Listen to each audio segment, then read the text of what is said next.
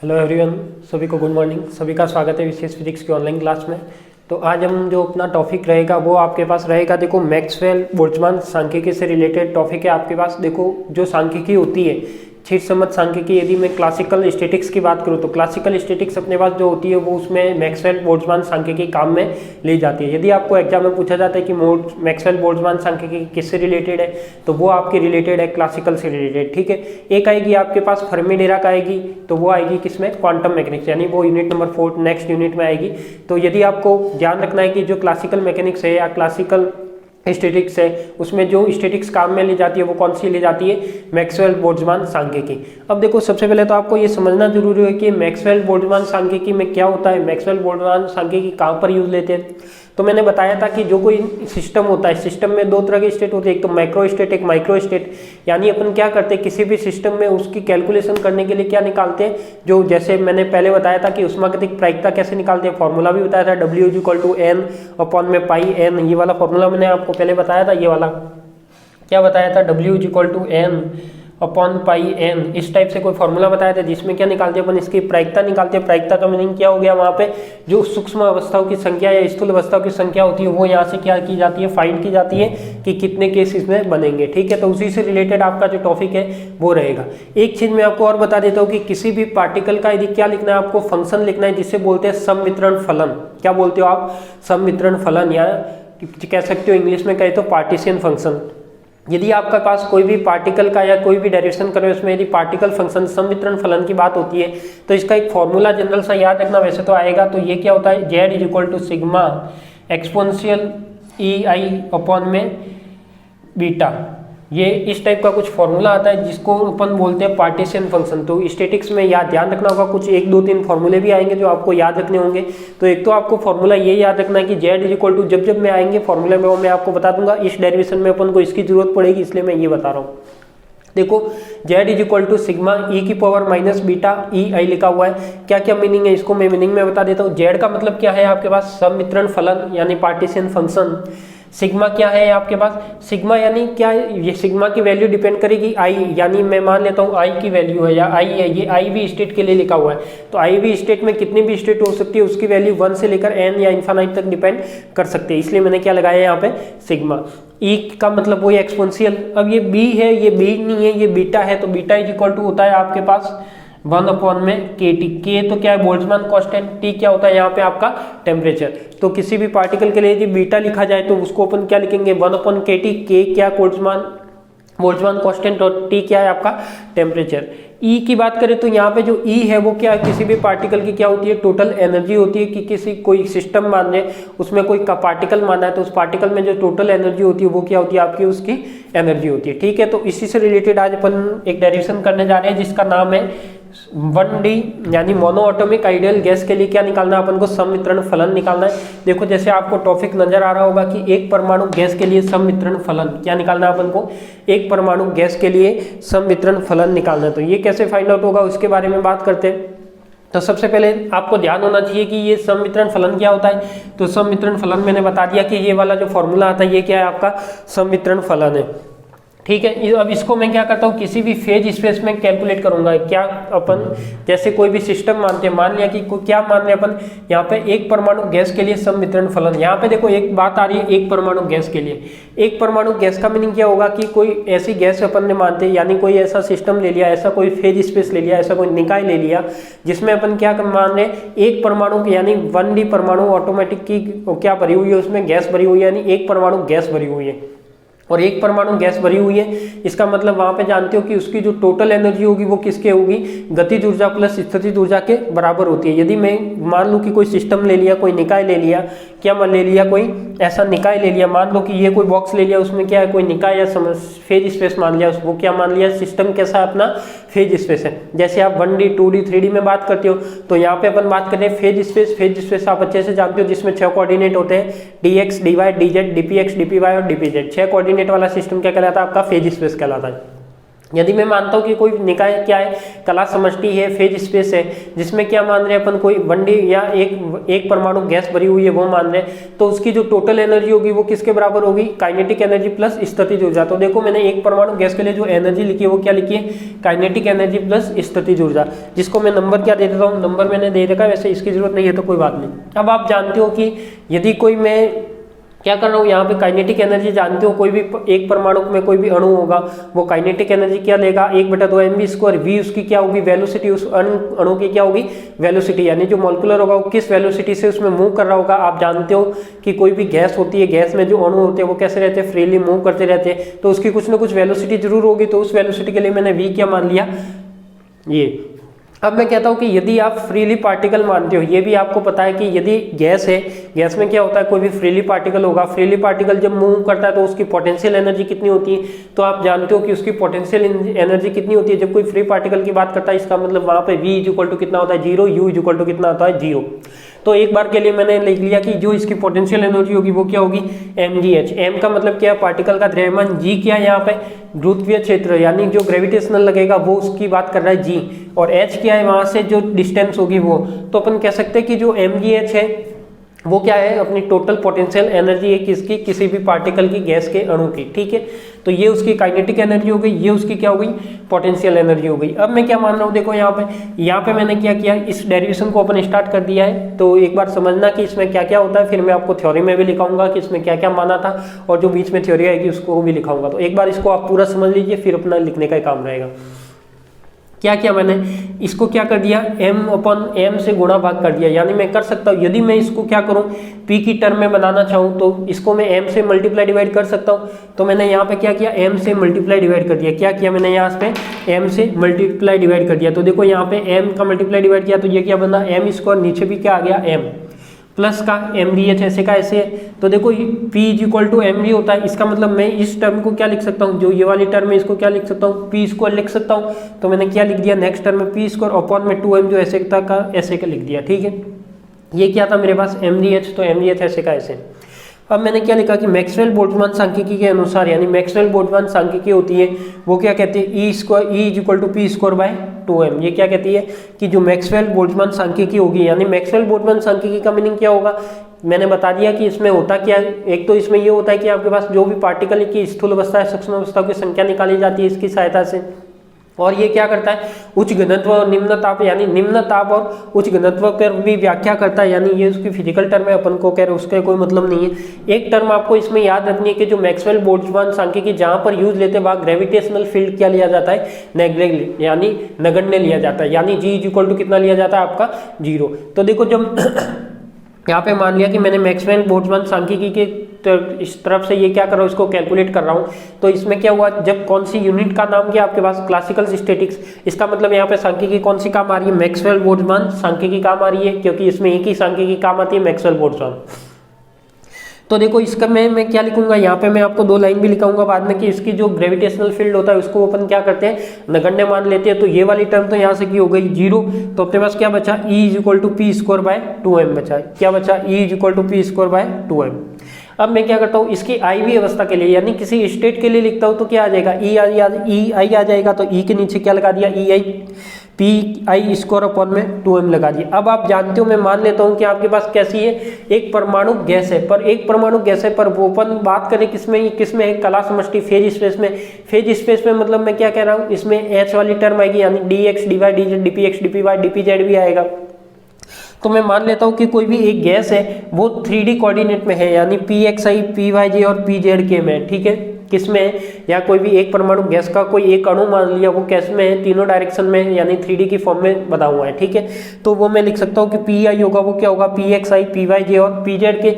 यदि मैं इसका मोड करके स्क्वायर निकालूं, यानी p² निकालना हो तो क्या आएगा, अंडर में px² py² plus pz² under root हटाओगे तो ये क्या आ जाएगा आपका स्क्वायर। अब देखो मैंने आपको बताया था कि सम्मिश्रण अपन को निकालना क्या, पहले सम्मिश्रण फलन निकालना है। तो सम्मिश्रण फलन निकालने का फॉर्मूला ये होता है z is equal to sigma e की power minus beta e i, अच्छे से जानते हो आप। तो जब ये वाला फॉर्मूला होता है अपन को यहाँ पे जरूरत किसकी थी, ई आई की। तो क्या अपना ई आई निकल गया, क्या ई आई अपना निकल गया, पी आई भी निकल चुका है। तो अपन यह क्या करेंगे, यहाँ पे ई आई की वैल्यू रख देंगे। तो ई आई कितना है आपके पास, P I square by 2m। तो मैंने क्या किया, समीकरण 3 में कहाँ रख दी, ई आई की वैल्यू रख दी। तो ये हो गया z is equal to sigma ऐसे का ऐसे, सिग्मा ऐसे का ऐसे, ई ऐसे का ऐसे, माइनस जो बीटा था, बीटा मैंने बताया बीटा इज इक्वल टू क्या होता है 1/kt। तो ये तो क्या लगा दिया मैंने 1/kt, तो ये तो बीटा का हो गया। और जो ई आई था, ई आई की वैल्यू क्या थी आपके पास, पी आई स्क्वायर अपॉन में 2m। तो ये क्या लगा दिया मैंने, पी आई स्क्वायर में 2m। ये फॉर्मूला कंप्लीट हो गया। कुछ नहीं किया मैंने, यहाँ पे ई आई की वैल्यू रखी और बीटा इज इक्वल टू आप जानते हो क्या होता है 1/kt, तो वो kt लिखा है। फिर क्या किया मैंने, जब अपन बात करते हैं किसकी, फेज स्पेस की, कला समष्टि की। अब देखो यहाँ पे, यहाँ तक तो यहाँ पे कोई कला समष्टि वाली टर्म नहीं है, पर अपन यहाँ पे क्या कर रहे हैं, इसको जब फेज स्पेस में माना है मतलब उसका भी कुछ ना कुछ रोल होना चाहिए। तो मैंने क्या कर दिया, यहाँ से h से मल्टीप्लाई डिवाइड कर दिया। क्या कर दिया, h से मल्टीप्लाई डिवाइड कर दिया। तो z is equal to sigma e की पावर पी आई अपॉन में 2m/kt, h का मल्टीप्लाई डिवाइड कर दिया। अब आप जानते हो कि h यहाँ पे क्या है, h यहाँ पे क्या है, कला समष्टि है। क्या है, कला समष्टि, या फिर आप बोल सकते हो कि उसका क्या है, वॉल्यूम, फेज स्पेस का क्या है, वॉल्यूम। यानी dx dy dz dpx dpy dpz, ये 6 टर्म आएगी। अब यदि मैं लिखता हूं, देखो ये h तो मैंने क्या लिख दिया, बार ऐसे का ऐसे लिख दिया, सिग्मा ऐसे का ऐसे लिख दिया, ये टर्म मैंने ऐसे की ऐसे लिख दी। अब जो ये वाला h था, इसकी जगह मैंने 6 कोऑर्डिनेट की वैल्यू रख दी, जो स्पेस होता है dx dy dz dpx dpy dpz। ठीक है, ये मैंने क्या रख दी, h की वैल्यू रख दी। अब मैं क्या करता हूँ, यहाँ पे ये सिग्मा है, ये सिग्मा क्या बता रहा है, सतत फलनों का योग। क्या मैं इसको इंटीग्रेशन में कन्वर्ट कर सकता हूँ, कंटिन्यूस है तो कर सकता हूँ। तो यहाँ क्या किया मैंने, देखो यहाँ पे कितनी टर्म आ रही है, 1 2 3 4 5 6 टर्म आ रही है। 6 के रेस्पेक्ट में इंटीग्रेशन होगा, क्या लगा दिया मैंने, 6 इंटीग्रेशन लगा दिए। कितने लगा दिए, 3 और 3 6 इंटीग्रेशन। ई को मैं एक्सपोनेंशियल लिख सकता हूँ, तो एक्सपोनेंशियल लिख लिया। ये क्या था अपने पास, यहाँ पे माइनस लगाना भूल गया। तो ये क्या था आपके पास, माइनस का पी स्क्वायर बाय 2m/kt। तो P square by 2m/kt dx dy dz dpx, ये टर्म ऐसे की ऐसे लिख दी। कंप्लीट समीकरण नंबर क्या हो गया, 5। अब मैं बात करता हूँ कि जब अपन समवेग कोऑर्डिनेट के लिए बात करते हैं तो उसकी लिमिट क्या लेंगे, माइनस इन्फानाइट से प्लस इन्फानाइट। तो देखो यहाँ पे जो 3 इंटीग्रेशन थे उसको तो मैंने ऐसे के ऐसे रख दिए, dx dy dz को मैंने इसके साथ रख दिया। यानी 3 इंटीग्रेशन किसके थे अपने पास, पोजीशन के थे, तो वो मैंने अलग कर दिए, dx dy dz और 3 इंटीग्रेशन अलग। अब यहाँ पे देखो एक्सपोनेंशियल के साथ कौन सी टर्म आ रही है, पी आई, या और तो यहाँ पे जब p की टर्म है तो इसका मतलब इसके साथ जो टर्म आएगी वो कौन सी आएगी, dpx dpy dpz, ऐसी टर्म आएगी इंटीग्रेशन में। तो क्या किया मैंने, एक एक टर्म इंटीग्रेशन को अलग अलग कर दिया। देखो फर्स्ट वाला ये किया, तो माइनस इन्फानाइट से इन्फानाइट ई की पावर माइनस, यहाँ पे देखो पी आई किससे मिलकर बना हुआ था, पी एक्स पी वाई और पी जेड। तो पी आई की जगह भी मैं ये तीनों वैल्यू आ जाएगी। तो ये क्या आ जाएगा, p x square p y square p z square. उसको मैं 3 भागों में बांट सकता हूँ, एक्सपोनेंशियल है तो ई की पावर पी एक्स स्क्वायर, ई की पावर पी वाई स्क्वायर, ई की पावर पी जेड स्क्वायर। तो मैंने क्या किया, ई की power P x square 2m/kt ऐसे का ऐसे, और जो डी पी एक्स था उसको यहाँ पे लिख दिया। यानी ये अपना क्या बन गया, एक इंटीग्रेशन बन गया। सेकेंड इंटीग्रेशन ये वाला ले लिया, उसकी भी लिमिट माइनस इन्फानाइट से इन्फानाइट। ये क्या होगा, ई की power minus p y square 2m/kt और डी पी वाई। ऐसे ही अपने पास थर्ड क्या हो जाएगा, ई की power minus P square 2m/kt D P Z. अब देखो यहाँ पे एक फॉर्मूला काम में लिया जाता है जिसका नाम होता है बीटा गामा इंटीग्रेशन। यदि आपने पढ़ा होगा बीएससी में तो ध्यान रखना कि जिसे बीटा गामा इंटीग्रेशन बोलते हैं, बीटा गामा इंटीग्रेशन। अब ये होता क्या है, तो देखो मैं आपको एक बार यहाँ पे लिख के बता देता हूँ कि जब लिमिट क्या हो, माइनस इन्फानाइट से प्लस इन्फानाइट हो, और अपने पास कोई ऐसी वैल्यू हो x की पावर m e की पावर माइनस का अल्फा एक्स स्क्वायर, इस टाइप का कोई इंटीग्रेशन आता है, तो उसको अपन कैसे लिखते हैं, इसको अपन लिखते हैं देखो n प्लस 1/2 गामा अपॉन में क्या आ जाएगा अल्फा, और उसकी जगह क्या आ जाएगा n प्लस 1/2 गामा। ठीक है, यानी जो यहाँ पे जो टर्म आएगी वो गामा में आएगी, यहाँ पे क्या आएगी, बिना गामा के आएगी। तो इसका मतलब देखो यहाँ पे मैंने सॉल्यूशन लिखूंगा, तो यदि यहाँ पे x की पावर 0 है तो x की पावर 0 का सॉल्यूशन क्या होगा, यहाँ पे 0 प्लस 1/2, ये क्या हो जाएगा 0 प्लस 1/2 अल्फा, और ये क्या हो जाएगा आपका 1/2। इसका मतलब मैं लिख सकता हूँ जो गामा 1/2 होता है वो किसके इक्वल होता है, आप जानते हो मैथमेटिक्स में पढ़ा होगा कि जो गामा 1/2 होता है उसकी वैल्यू होती है आपके पास कितनी, अंडर रूट में पाई। कितनी होती है, अंडर रूट में पाई। तो ये क्या आ जाएगा अल्फा की पावर 1/2। यानी इस इंटीग्रेशन की वैल्यू क्या होगी आपके पास, ये होगी। क्या मैं ये फॉर्मूला यहाँ पे काम में ले सकता हूँ क्या, तो देखो मैंने यहाँ पे तो क्या लिखा, ये जो आपको फॉर्मूला बताया यही फॉर्मूला मैंने लिखा है, अब मैं यहाँ पे देखो क्या कर रहा हूँ, यहाँ पे इसकी इंटीग्रेशन वैल्यू लिख रहा हूँ। इंटीग्रेशन वैल्यू यानी ये जो फॉर्मूला लिखा है इसकी जगह मैं इस फॉर्म में इसको बना रहा हूँ। तो देखो यहाँ पे कुछ भी नहीं है, किसके रेस्पेक्ट में इंटीग्रेशन हो रहा है, यहाँ dx भी आएगा, ठीक है, यहाँ क्या आएगा, देखो यहाँ पे किसके रेस्पेक्ट में इंटीग्रेशन हो रहा है, dpy के रेस्पेक्ट में, यानी p वाली टर्म है क्या, नहीं है, नहीं है मतलब 1। तो क्या मैं इसको ऐसे मान सकता हूँ px की पावर 0 मान सकता हूँ, क्या हो गया px की पावर 0। e अपना ऐसे का ऐसे, देखो फॉर्मूले में e ऐसे का ऐसे, टर्म कैसी थी माइनस में एल्फा। अब ये एल्फा क्या है, कोई कांस्टेंट होता है तो यहाँ मैं एल्फा क्या मान लेता हूँ 1/2m/kt क्या है आपका एल्फा है। एल्फा की वैल्यू कितनी है 1/2m/kt, और जो एक्स स्क्वायर है तो यहाँ पे क्या है px स्क्वायर। तो यहाँ पे देखो जब यहाँ पे क्या था आपके पास x था तो यहाँ भी एक्स स्क्वायर था, यहाँ पे अपना px है तो यहाँ भी क्या है px स्क्वायर, यानी ये वाला इंटीग्रेशन यहाँ पे यूज ले सकते हैं। तो क्या हो जाएगी इसकी वैल्यू वही 0 + 1/2 गामा। तो जी यहाँ पे क्या n + 1/2, n की वैल्यू कितनी है 0, तो 0 + 1/2 क्या आ जाएगा √π आ जाएगा। तो ये मैंने लिख दिया √π। और जो अल्फा की वैल्यू थी तो अल्फा क्या आएगा, देखो अल्फा की वैल्यू यहाँ पे कितनी है 1/2m/kt। 2m/kt मत लिख देना, यदि ये क्या होता, यदि ये 2m/kt के साथ होता यानी इस py के पहले होता तो अपन क्या लिखते 2m/kt लिखते, पर यहाँ पे क्या है 1/में, तो 1/में तो अल्फा की वैल्यू क्या हो जाएगी 1/2m/kt। और इसमें अंडर क्या आ जाएगा, आप इसकी पावर क्या आ जाएगी, जैसे यहाँ पे n + 1/2, n कितना है 0, तो वो कितना आ रहा है 1/2, तो ये कितना आ जाएगा √π में अल्फा 1/2 आ जाएगा। ठीक है, यहाँ तक किसी को कोई प्रॉब्लम। अब अपन क्या कर रहे हैं, देखो ये वाला हो गया। अब अपन कर रहे हैं कि आपके पास क्या हो गया √π/2πm/kt की पावर 1/2। क्या मैं इसको क्या करता हूँ, देखो ये किसकी वैल्यू आई, केवल एक इंटीग्रेशन की आई है, यानी ये केवल क्या है किसकी एक इंटीग्रेशन की वैल्यू है, यानी जो इसकी वैल्यू है वो केवल क्या है आपकी ये है। तो देखो इस पाई को मैं, ये भी अंडर रूट में है, ये भी 1/2 मतलब ये भी अंडर रूट में, इस पाई को मैं अंदर ले लेता हूँ, यहाँ पाई नहीं था, ठीक है, ये पाई को मैं अंदर ले लेता हूँ, तो पाई क्या आ जाएगा इसके अंदर आ जाएगा, तो वो क्या बन जाएगा 2πm/kt 1/2, यानी इसका जो टोटल सॉल्यूशन बनेगा वो क्या बनेगा 2πm/kt की पावर 1/2। इंटीग्रेशन कितनी बार है, देखो इसका इंटीग्रेशन करोगे, इसका करोगे और इसका करोगे, तीनों की वैल्यू में कुछ चेंज आएगा क्या, नहीं आएगा। अल्फा की वैल्यू कितनी है तीनों में 2m/kt 1/, में, और जो यहाँ पे क्या px py और pz तो उसमें भी कुछ नहीं चेंज आएगा। x की जो वैल्यू रहेगी यहाँ px की पावर 0 या py की पावर 0 या pz की पावर 0, इसका मतलब इंटीग्रेशन ये का यही आएगा। कितना बार आएगा ये इंटीग्रेशन 1 2 और 3 बार आएगा। 3 बार आएगा मतलब क्या, आधार सेम है और घात क्या होती है तो जुड़ जाती है, तो ये जो आएगा 1/2 + 1/2 + 1/2 कितनी बार 3 बार, तो ये क्या बन जाएगा 3/2। तो देखो मैंने ये क्या लिखा z, तो मैंने ऐसे का ऐसे लिख दिया 1/h ऐसे का ऐसे लिख दिया, और ये क्या थी जो 3 टर्म थी इसको मैंने क्या किया यहाँ पे ऐसे का ऐसे लिख दिया। अब जो इंटीग्रेशन आया इन तीनों का वो क्या आया 2πm/kt की पावर 3/2, 3 बार है तो ये मैंने कर दिया 2πm/kt 3/2। अब आप ये जानते हो कि ये वाली टर्म क्या होती है आपकी v होती है, तो इसकी जगह मैंने क्या रख दिया z = v/h था और 2πm/kt की पावर 3/2। तो देखो आपका जो एक परमाणु गैस के लिए क्या आया आपके पास संवितरण फलायान आया, यानी पार्टीशन फंक्शन आया। वो पार्टीशन फंक्शन क्या होगा v/h 2πm/kt की पावर 3/2। बहुत जगह ये काम आएगा, न्यूमेरिकल में भी काम आ सकता है, तो अपन इसको अब लिखते हैं तो आपको समझ में आ गया होगा। ठीक है, तो सबसे पहले तो मैं आपको इसकी कुछ थ्योरी भी लिखवा देता हूँ, फिर अपन एक एक करके जहाँ तक मैं बोलूँ उसके अकॉर्डिंग आप नोट्स में लिखते जाना। ठीक है, तो चलिए आगे करें, टॉपिक लगा दिया, चलो टॉपिक लगा दिया। इंग्लिश में यदि आपको नहीं दिख रहा हो तो partition function of monoatomic ideal gas. ठीक है, partition function of monoatomic ideal gas. अब लगाओ इसमें, लिख लो टॉपिक के अंदर कुछ पहले थ्योरी लिखो, कुछ इसमें लिखो कि माना एक कला समष्टि में एक निकाय उपस्थित है। माना एक कला समष्टि में एक निकाय उपस्थित है। इस निकाय के एक परमाणु के इस निकाय में एक परमाणु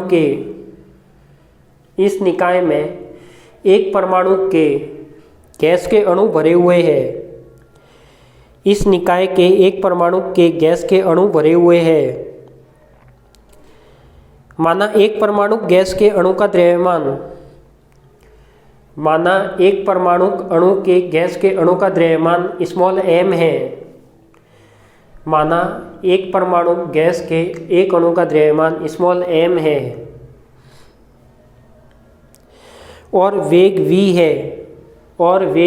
है, अतः गैस के अणुओं की कुल ऊर्जा अतः गैस के अणुओं की कुल ऊर्जा गैस के अणुओं की कुल ऊर्जा गतिज ऊर्जा एवं स्थितिज ऊर्जा के गैस के अणुओं की कुल ऊर्जा गतिज ऊर्जा एवं स्थितिज ऊर्जा के योग के बराबर होती है। गैस के अणुओं की कुल ऊर्जा गतिज ऊर्जा एवं स्थितिज ऊर्जा के योग के बराबर होती है। अतः एक परमाणु गैस के लिए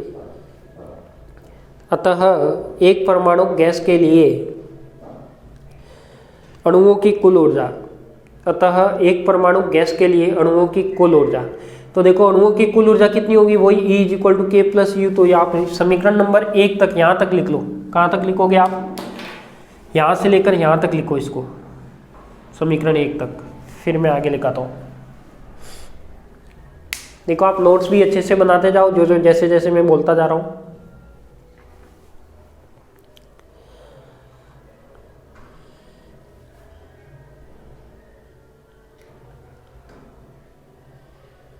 यहाँ पे बीच में आपको यदि लाइन लिखनी होगी, मैंने यहाँ पे क्या किया तो m से क्या किया, गुणा भाग किया फर्स्ट टर्म में।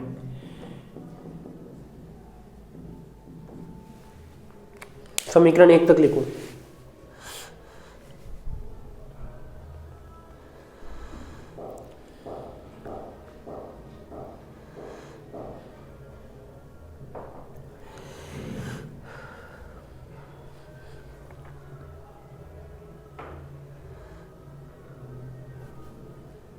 लिख दिया। अब लिखो इसके आगे कि एक परमाणु का आदर्श गैस के सम्मिश्रण फलन का गणितीय विश्लेषण करने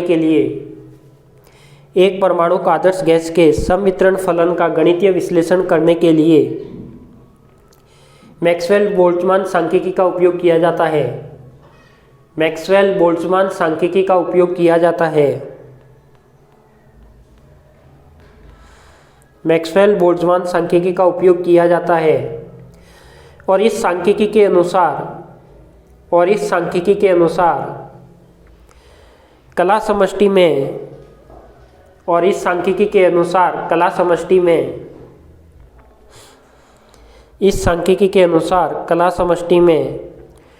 गुरुत्वीय क्षेत्र का प्रभाव नगण्य होता है। अर्थात G = 0।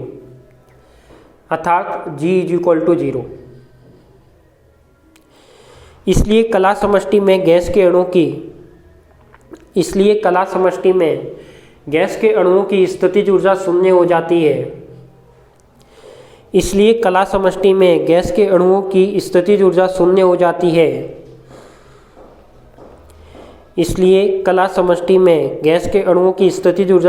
जाती है। अर्थात गैस के अणुओं की कुल ऊर्जा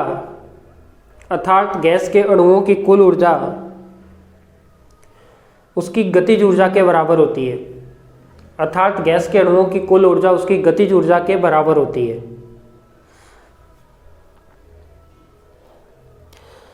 अतः कला समष्टि के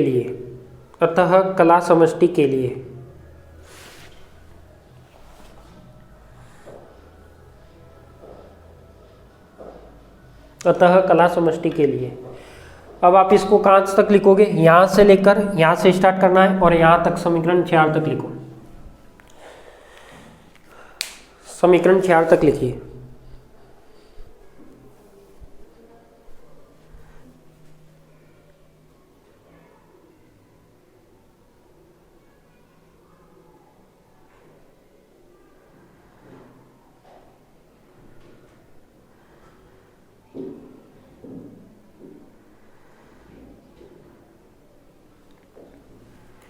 आगे मत चलना, समीकरण 4 तक ही लिखना। देखो एग्जाम में जैसे मैं आपको लिखा रहा हूँ वैसा लिखोगे तो ज़्यादा बेटर रहेगा। बहुत जने क्या करते हैं केवल डेरिवेशन लिख लेते हैं, बीच में थ्योरी का कोई मतलब नहीं रहता। मतलब ये भी पता नहीं कि उनको ये MGH मतलब लिख दिया और इसके डायरेक्ट ये लिख दिया, अब पता ही नहीं ये MGH कहाँ गया। तो वहाँ पे 1 या 2 लाइन लिखना जरूरी है कि MGH में हमने क्यों हटाया है। तो आगे वाले को भी पता लगना चाहिए कि नहीं, इसको नॉलेज है MGH क्यों हटाया गया है, मैक्सवेल बोल्ट्जमान सांख्यिकी का उपयोग लिया गया है, उसमें क्या होता है, जो ग्रेविटेशनल फील्ड होता है, वो गुरुत्वीय क्षेत्र होता है, वो क्या होता है, नेग्लेक्ट होता है, नगण्य होता है, उसकी वजह से मैं ये क्या कर रहा हूँ, यहाँ से MGH हटा रहा हूँ। ठीक है, तो इसकी वजह से ये जो टर्म अपन बीच में लेते हैं उसमें थ्योरी के 1-1, 2-2 लाइन डाल दिया करो, ज़्यादा नहीं तो जो टर्म का मीनिंग है वो तो कम से कम करो। तो उससे क्या आपके नंबर आने में भी इजी रहेगा और देने वाले को भी काफ़ी अच्छा लगेगा कि नहीं अच्छे से लिखा है।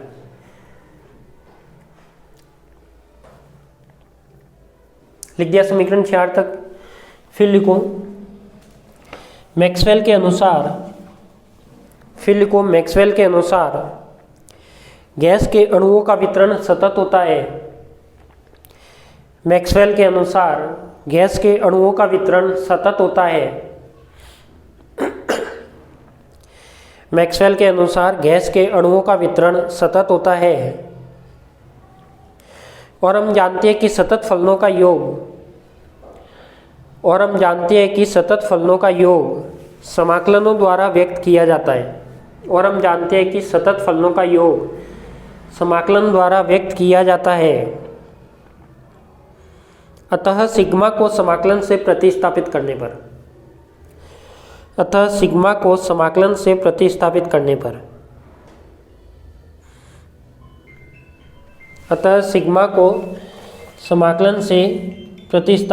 पर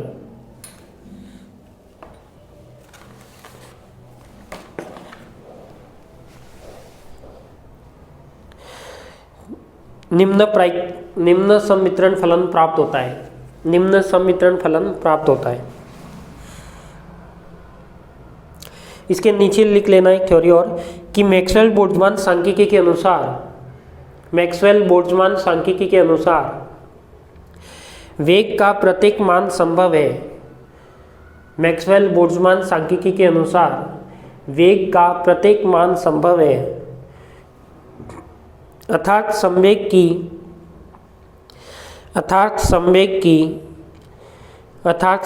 की सीमा माइनस इन्फानाइट से प्लस इन्फानाइट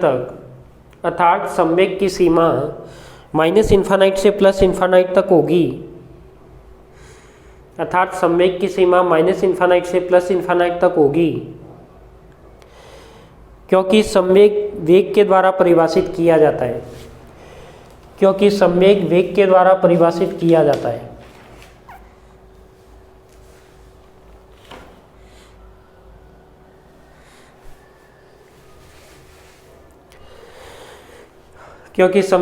के द्वारा परिभाषित किया जाता है। अब आप यहाँ से लगाकर, जो मैंने यहाँ पर आपको स्टॉप किया था, यहाँ से लगाकर तो इसको कंप्लीट यहाँ तक लिख लो, जो मैंने एंड तक लिखा हुआ है, समीकरण 6 के बाद तक लिख लीजिए इसको जल्दी।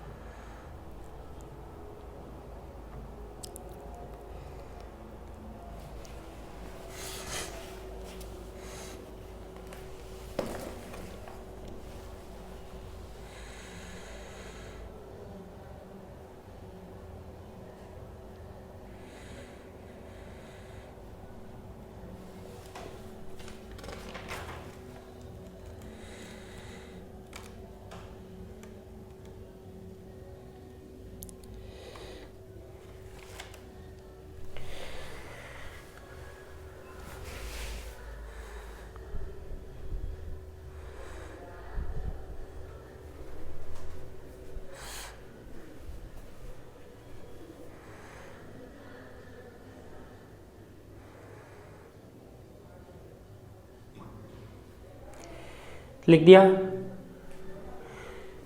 चलो लिख दिया, तो चलते आगे। तो ये आपका क्या हो गया, अपने पास जो समितरण फलन निकालना था वो तो क्या हो गया, कंप्लीट हो गया। अब इसी से रिलेटेड एक और टर्म आती है जिसमें वेग वितरण फलन निकालना है, वेलोसिटी डिस्ट्रीब्यूशन फंक्शन निकालना है, तो उसकी बात करेंगे। तो उसकी बात करते हैं अपन इससे नेक्स्ट वाली में, ठीक है। तो ये क्या हो गया, आपका समितरण फलन हो गया। किसके लिए, एक परमाणु गैस के लिए। एग्जाम में पूछा जाता है कि एक परमाणु गैस के लिए समितरण फलन निकालो, तो आपको क्या करना है, ये वाली टर्म निकालनी है, ठीक है।